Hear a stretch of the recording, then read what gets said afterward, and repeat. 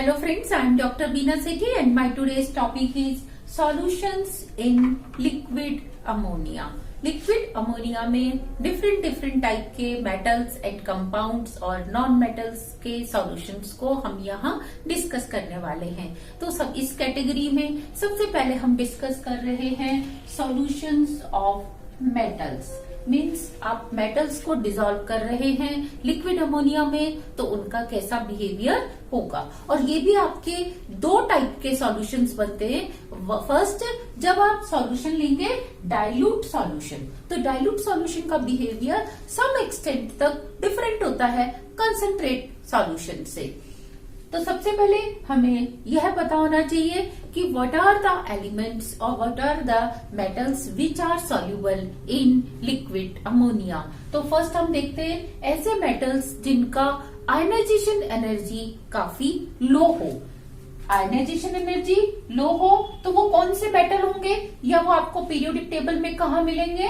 वो आपको मिलेंगे फर्स्ट ए और सेकंड ए पे। जैसे आपने लिथियम, बेरिलियम और साथ में sodium, magnesium, potassium, calcium, caesium, rubidium लिए, तो ये सब का आयनाइजेशन एनर्जी काफी कम होती है। Next, high solvation energy means जब आप इनको अमोनिया में डिसॉल्व करेंगे तो अमोनिया के मॉलिक्यूल्स मेटल के चारों तरफ आएंगे और एसोसिएशन करेंगे, सॉल्वेशन करेंगे। उस सॉल्वेशन के प्रोसेस से जो एनर्जी बाहर निकलती है उसे हम कहते हैं solvation energy, and in case of ammonia it is called ammoniation energy. तो जिनका हाई अमोनिएशन या सॉल्वेशन एनर्जी हो। नेक्स्ट, जिनका हाई इलेक्ट्रोड पोटेंशियल हो। तो ये सारे मेटल्स ऐसे हैं जिनका इलेक्ट्रोड पोटेंशियल काफी हाई होता है, तो हम इनको लिक्विड अमोनिया में डिसॉल्व कर सकते हैं। अब इनका जो डाइल्यूट सॉल्यूशन होता है उसकी क्या प्रॉपर्टीज होती हैं? First, they are blue in colour irrespective कि आपने कौन से मेटल को डिसॉल्व किया है। चाहे आप सोडियम को डिसॉल्व करो, ये देखिए आपने लिक्विड अमोनिया लिया, इसमें आप कोई सा भी metal, sodium, potassium, calcium, any metal जिसका की आयनाइजेशन एनर्जी लो और सॉल्वेशन एनर्जी हाई है, उसको आप डिसॉल्व करते हैं तो you will get blue colour. Next, उसका जो एब्जॉर्प्शन मैक्सिमा है एब्जॉर्बेंस के लिए, जब आप उसके एब्जॉर्बेंस नोट करते हो तो absorbance maxima comes at 5000 angstrom, and because of this only, क्योंकि ये 5000 पे एब्जॉर्ब करता है, इन सॉल्यूशंस का कलर ब्लू होता है। Next, these solutions are good conductor, their conductance is very high, और इनकी कंडक्टेंस डायरेक्टली नहीं इनडायरेक्टली प्रोपोर्शनल होती है कंसंट्रेशन के। As you will increase the concentration of metal in liquid ammonia, conductance will get decreased. Next, इनकी जो properties है reducing property, they are good reducing agent. इनके जो सॉल्यूशंस हैं now they behave like a good reducing agent. Next, ये paramagnetic in nature होते हैं, और पैरामैग्नेटिज्म इनका डायरेक्टली नहीं इनडायरेक्टली प्रोपोर्शनल होता है कंसंट्रेशन के। As you will increase the concentration, conductance will get decrease, paramagnetism will get decrease, and concentration अगर आप ग्रेटर देन 1 मोलर कर देते हो, मीन्स 1 मोल से ज्यादा अगर उसमें डिसॉल्व है मेटल, तो इस सॉल्यूशन का कलर ब्रॉन्ज हो जाता है, फिर हम इसे कंसंट्रेट की कैटेगरी में पढ़ते हैं। अब हम देखते हैं कि ऐसा क्या होता है कि इनके सॉल्यूशन की हमें इस तरह की प्रॉपर्टीज ऑब्जर्व होती हैं। फर्स्ट, जब आप मेटल को लिक्विड अमोनिया में डिसॉल्व करते हो तो ये क्योंकि आयनाइजेशन एनर्जी लेस है तो it get splitted into metal ion and electron. तो ये मेटल आयन और इलेक्ट्रॉन में स्प्लिट हो जाता है। और किस में हुआ ये? लिक्विड अमोनिया में हुआ है। आपने यहाँ पे लिक्विड अमोनिया ले रखी है, तो लिक्विड अमोनिया के पोलर मॉलिक्यूल्स नाइट्रोजन वाले एंड से, मीन्स जहां नाइट्रोजन पे नेगेटिव चार्ज है, इस मेटल के चारों तरफ आके, मेटल आयन के चारों तरफ आके इसको सराउंड कर लेते हैं, इसका सॉल्वेशन कर लेते हैं, and you gate ammoniated metal ion. इसके ऊपर जो चार्ज है वो डिपेंड करेगा आपने मेटल एल्कली मेटल लिया है या एल्कलाइन अर्थ मेटल लिया है। अगर एल्कली मेटल है ऑब्वियसली इट विल बी +1, और एल्कलाइन अर्थ मेटल है देन इट विल बी +2। ऐसे ही नंबर ऑफ इलेक्ट्रॉन, अगर एल्कली मेटल है तो इट विल बी 1, और अगर एल्कलाइन अर्थ मेटल है तो 2। तो इस इलेक्ट्रॉन के चारों तरफ भी अमोनिया के मॉलिक्यूल्स आके इसको सराउंड कर लेते हैं और यू गेट अमोनिएटेड इलेक्ट्रॉन जिसके ऊपर माइनस चार्ज होगा। तो अब इन दोनों पे number of ammonia molecules will be different, क्योंकि it will depend on their charge density, their size. तो मेटल की charge density will be different from the charge density of electron. Similarly size of metal ion and electron will also be different. और जब आप देखते हो कि ये जो आपने देखा इस तरीके से मेटल को आपने डिसॉल्व किया, मेटल आयन और इलेक्ट्रॉन बना, तो ये मेटल आयन हर केस में डिफरेंट होगा। सोडियम डालोगे तो सोडियम आयन होगा, लिथियम डालेंगे तो लिथियम आयन होगा, लेकिन ये इलेक्ट्रॉन क्या होगा, हर केस में कॉमन होगा। इट मीन्स इसका ये जो ब्लू कलर है, it is because of ammoniated electron. तो नाउ यू गॉट क्लियर कि why all solutions have blue colour. सबका कलर ब्लू ही क्यों होता है? Because it is not due to this ammoniated metal ion, but it is due to ammoniated electron। और अगर यहाँ अपने reagents यानी कि लिक्विड अमोनिया और मेटल हाईली प्योर ले रखी है, only then it will be blue in colour. और अगर आप इसमें जरा सा कोई कैटलिस्ट या इम्प्योरिटी या आयन ऑक्साइड कुछ भी डाल देते हैं, तो हम क्या देखते हैं, ये अमोनिया का डिसोसिएट मतलब अमोनिया को रिड्यूस कर देते हैं और आपको मिलता है NH2 नेगेटिव और हाइड्रोजन गैस। आपको हाइड्रोजन गैस मिलती है सिमिलर टू वाटर। जब आप वाटर में सोडियम मेटल डालते हो तो भी क्या होता है, NaOH प्लस हाइड्रोजन गैस मिलती है। सिमिलरली यहाँ पे जब आप सोडियम को लिक्विड अमोनिया में डालेंगे तो it will reduce hydrogen ion, hydrogen ion को रिड्यूस करके हाइड्रोजन गैस दे देगा। और साथ में वहां OH आयन होता है, यहाँ आपको मिलता है NH2 आयन। लेकिन अगर आपने अल्ट्रा प्योर अमोनिया और मेटल ले रखा है तो आप इस सॉल्यूशन को प्रिजर्व कर सकते हो फॉर ए लॉन्ग टाइम। आप इसको लॉन्ग टाइम तक प्रिजर्व करके ब्लू कलर में ही रख सकते हो। इसका रिड्यूसिंग नेचर भी क्यों होता है? Because of this ammoniated electron. इसका पैरामैग्नेटिज्म भी क्यों होता है? Because of this ammoniated electron. So these are the properties of dilute solution of metals in this liquid ammonia. लेकिन as we increase the concentration, देखो क्वेश्चन कितनी तरह से बन सकता है। वो पूछता है कि जब हम कंसंट्रेशन इंक्रीज करते हैं तो कंडक्टेंस क्यों डिक्रीज होती है?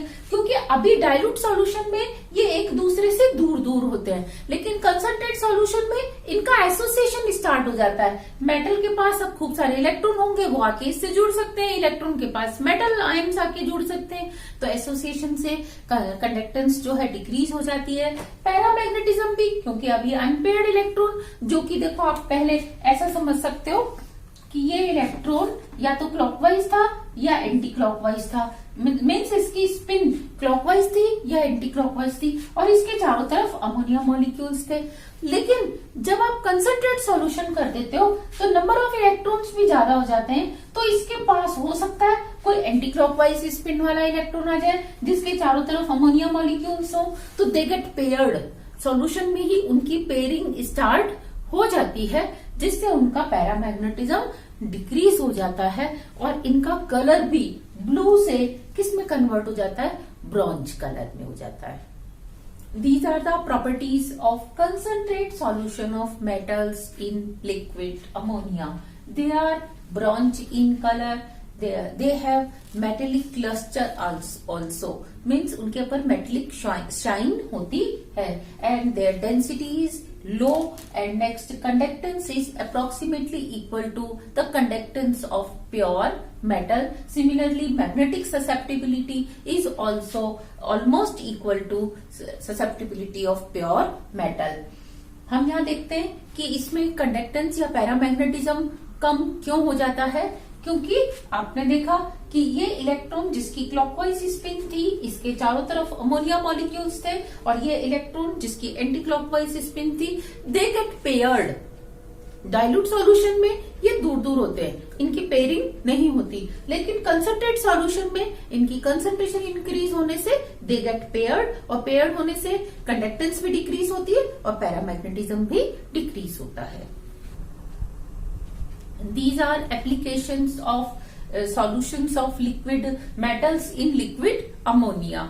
इसमें सबसे पहले हम देखते हैं कि मेटल हैलाइड्स को मेटल में रिड्यूस कर देते हैं ये सॉल्यूशन। मीन्स आप यहाँ NaNH3 ले लो या मेटल NH3 ऐसे लिखा हुआ होगा, तो मेटल हैलाइड यहाँ पे आपने अगर कोई मेटल का हैलाइड ले रखा है तो it will gate reduced into metal. Similarly अगर आपने सोडियम नाइट्राइट ले रखा है तो ये भी इससे मेटल और अमोनिया के साथ रिएक्शन करके सोडियम ऑक्साइड और नाइट्रिक ऑक्साइड में कन्वर्ट हो जाता है। और अगर आप एल्काइल हैलाइड लेते हैं तो ये भी 2 इलेक्ट्रॉन से रिएक्शन करके R नेगेटिव और Cl नेगेटिव मीन्स दोनों को एक इलेक्ट्रॉन मिल जाता है और ये बॉन्ड का क्लीवेज हो जाता है। सिमिलरली अगर आप एसिटिलाइड लेते हैं, एसिटिलीन लेके चलते हैं या एल्काइंस लेके चलते हैं तो इलेक्ट्रॉन से इस हाइड्रोजन का, ये जो एसिडिक हाइड्रोजन है, इसका रिडक्शन हो जाता है एंड यू गेट एसिटिलाइड। जो भी आपने मेटल लिया है यहाँ मेटल का एसिटिलाइड प्लस हाइड्रोजन गैस। और अगर आपने एल्कली मेटल ऑक्साइड ले रखा है, जैसे पोटेशियम ऑक्साइड ले रखा है या सोडियम ऑक्साइड ले रखा है, तो उसकी रिएक्शन लिक्विड अमोनिया और सोडियम से कराने पर यू सिमिलरली अगर आप यहाँ पे मेटल ऑक्साइड लेके चलते हैं और उसकी रिएक्शन आप मेटल अमोनिया से करा देते हैं तो यू विल गेट मेटल पर ऑक्साइड। जैसे एल्कली मेटल का आपने सोडियम पर ऑक्साइड, पोटेशियम पर ऑक्साइड नाम सुना होगा, और उसका दोबारा रिएक्शन कराते हैं तो हमें मिलता है सुपर ऑक्साइड। तो यहाँ आप देखिए ऑक्सीजन पे कौन सा चार्ज है, -2, जबकि यहाँ आप आएंगे तो ऑक्सीजन पे आपको मिलेगा O2 -2, लेकिन इस केस में आपको मिलेगा O2 -1। तो यहाँ से यहाँ क्या होता जा रहा है, रिडक्शन होता जा रहा है। सिमिलरली ट्रांजिशन मेटल के जो कॉम्प्लेक्सेस हैं उनको एक्सेप्शनली लो ऑक्सीडेशन स्टेट में रिड्यूस कर देता है। अगर आप देखते हो पोटेशियम टेट्रासाइनो निकिलेट 2, तो यहाँ पे निकिल की ऑक्सीडेशन स्टेट 2 है, और जब इसकी रिएक्शन हम लिक्विड अमोनिया और मेटल से करा देते हैं तो 2 पोटेशियम इसके साथ रिएक्शन करके क्या देते हैं, potassium tetracyano nickel 0 oxidation state में देते हैं। नेक्स्ट अगर आप यहाँ पे लेते हैं प्लेटिनम के साथ आपने डाइब्रोमो टेट्रा अमीन प्लेटिनम ले रखा है, जिसमें प्लेटिनम की ऑक्सीडेशन स्टेट +2 है, और ये भी उसी तरीके से लिक्विड अमोनिया और मेटल से रिएक्शन करके इसका रिडक्शन हो जाता है और प्लेटिनम आ जाता है 0 ऑक्सीडेशन स्टेट में and you get tetra amine platinum, और साथ में 2 kBr मॉलिक्यूल बाहर चले जाते हैं।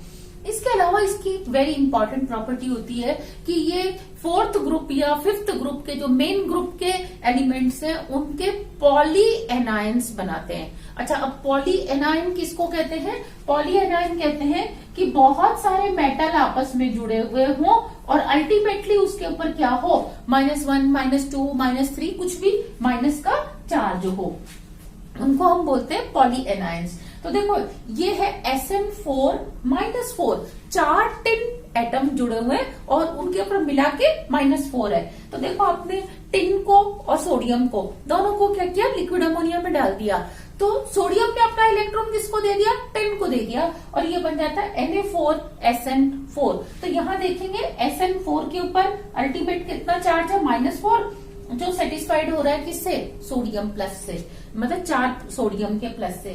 सिमिलरली ये एंटीमनी 9 -3 एटम्स ऑफ एंटीमनी आपस में जुड़ते हैं और उसके ऊपर चार्ज रहता है -3। तो ये देखिए Na3SB9, तो यहाँ SB9 पॉली एनायन है।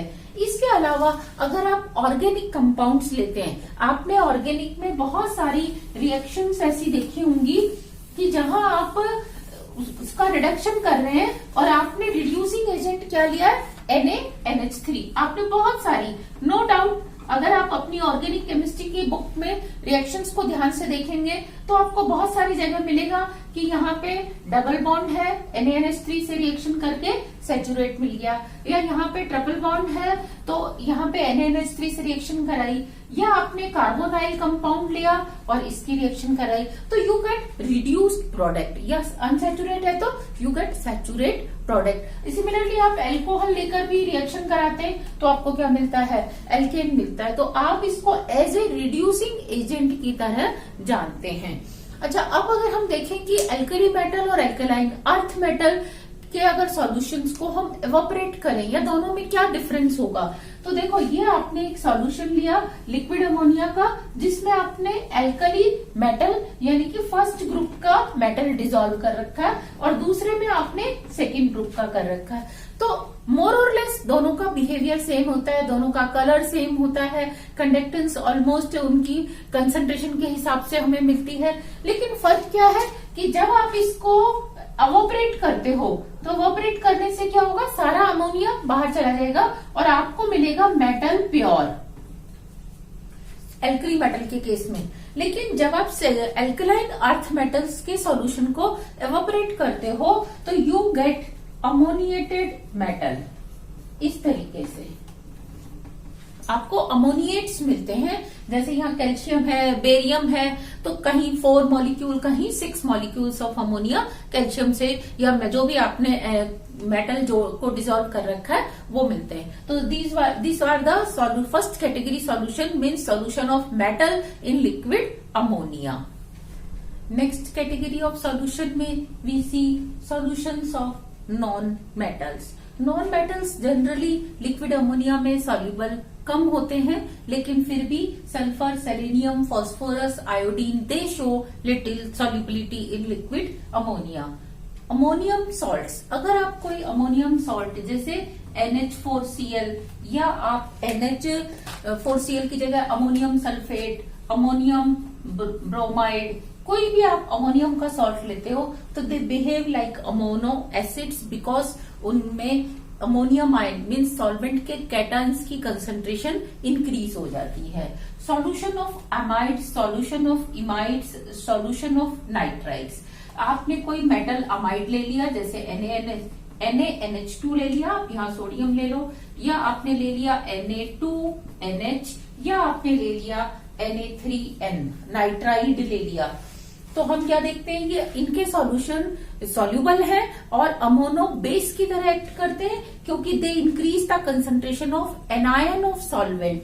अमाइड, इमाइड एंड नाइट्राइड ये तीनों एनायंस हैं लिक्विड अमोनिया के, सेल्फ आयनाइजेशन पे बनते हैं। नेक्स्ट अगर हम मेटल के हैलाइड्स लें तो मेटल हैलाइड्स में हमने पहले भी डिस्कस किया था कि आयोडाइड सॉफ्ट कैड एनायन है, इसका साइज बड़ा है, easily it can be polarised. Bromide उससे स्मॉल है और क्लोराइड और स्मॉल है, और फ्लोराइड की बात करें तो ये बहुत ज्यादा स्मॉल है, ये हार्ड है, इसीलिए fluorides are insoluble in liquid ammonia. आप किसी भी मेटल का फ्लोराइड लेंगे इट इज इनसॉल्युबल। लेकिन अगर आप बात करें क्लोराइड्स की तो they are little bit soluble, और जैसे sodium chloride, barium chloride they show partial solubility. और ब्रोमाइड्स एज ए रूल हम देख सकते हैं कि ये काफी अच्छे अमाउंट में सॉल्युबल होते हैं। सोडियम ब्रोमाइड, पोटेशियम ब्रोमाइड, कोई सा भी आप ब्रोमाइड लेंगे it will get soluble in liquid ammonia. और आयोडाइड्स तो बिल्कुल ही freely they get soluble in liquid ammonia.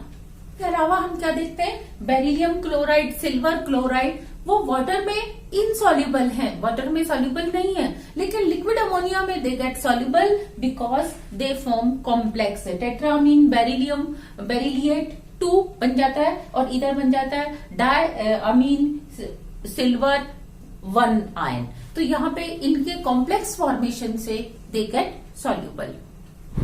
Next is solutions of organic compounds in liquid ammonia. अब हम देखते हैं ऑर्गेनिक कंपाउंड्स को हम 2 कैटेगरी में डिवाइड कर सकते हैं। विदाउट इलेक्ट्रोनेगेटिव एटम मीन्स ऐसे कंपाउंड्स जिनमें इलेक्ट्रोनेगेटिव एटम नहीं है। नेक्स्ट विद इलेक्ट्रोनेगेटिव एटम, जिसमें इलेक्ट्रोनेगेटिव एटम है। अब इलेक्ट्रोनेगेटिव एटम कौन कौन से होते हैं, वो होते हैं ऑक्सीजन, फ्लोरीन, हैलोजन या नाइट्रोजन। तो हम देखते हैं एल्कोहल्स, इसमें ऑक्सीजन है, तो क्योंकि ऑक्सीजन की नेगेटिविटी ज्यादा है, ये अमोनिया के साथ, अमोनिया मॉलिक्यूल के साथ हाइड्रोजन बॉन्ड बना सकता है, और इसका हाइड्रोजन नाइट्रोजन से बना सकता है। सिमिलरली एल्डिहाइड्स, सिमिलरली कीटोन्स, जो इलेक्ट्रोनेगेटिव एटम है, it can make hydrogen bond with liquid ammonia.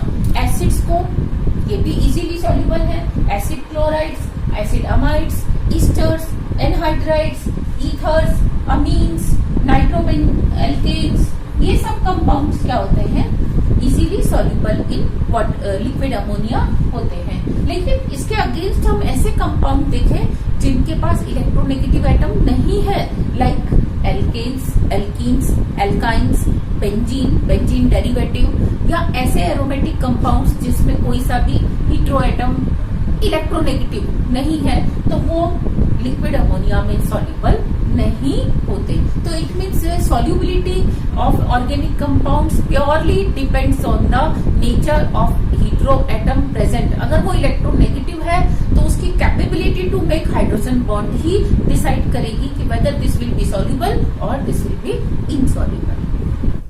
Next is ammoniate formation. कुछ कंपाउंड्स ऐसे होते हैं जिन्हें लिक्विड अमोनिया में ऐड करें तो जैसे वाटर के केस में हाइड्रेट्स बनते हैं, सिमिलरली लिक्विड अमोनिया के केस में हमें अमोनिएट्स मिलते हैं। आपको अच्छे से याद होगा कि आप लिखते हैं कॉपर सल्फेट 5H2O इस तरीके से, तो यहाँ इसको क्या बोलते हो, hydrate of copper sulphate. Similarly आप फेरस सल्फेट का हाइड्रेट देखते हैं, ऑक्सैलिक एसिड का हाइड्रेट देखते हैं जिसमें 2 वाटर मॉलिक्यूल लगाते हैं।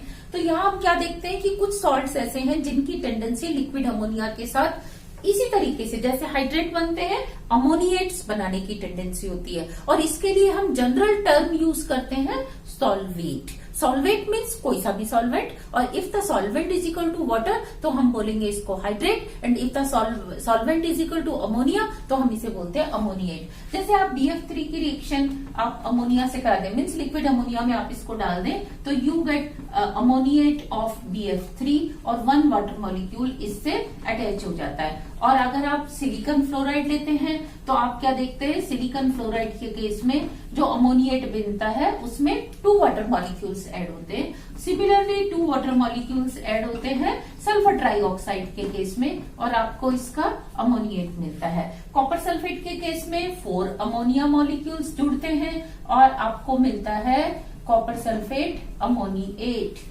देखो वाटर अगर होता तो कॉपर सल्फेट के साथ 5 वाटर मॉलिक्यूल्स जुड़ते हैं, लेकिन अमोनिया की बात करें तो केवल 4 मॉलिक्यूल्स ऑफ अमोनिया ऐड होते हैं, और इन दोनों के साथ हम देखते हैं कि 6 अमोनिया के मॉलिक्यूल्स जुड़ते हैं मैग्नीशियम आयोडाइड और निकेल आयोडाइड के साथ, और आपको मिलता है हेक्सा अमोनिएट मैग्नीशियम आयोडाइड या हेक्सा अमोनिएट निकेल आयोडाइड। और इनको आप सिर्फ डॉट लगा के लिखते हैं क्योंकि इन्होंने इसके साथ बॉन्ड नहीं बनाया है।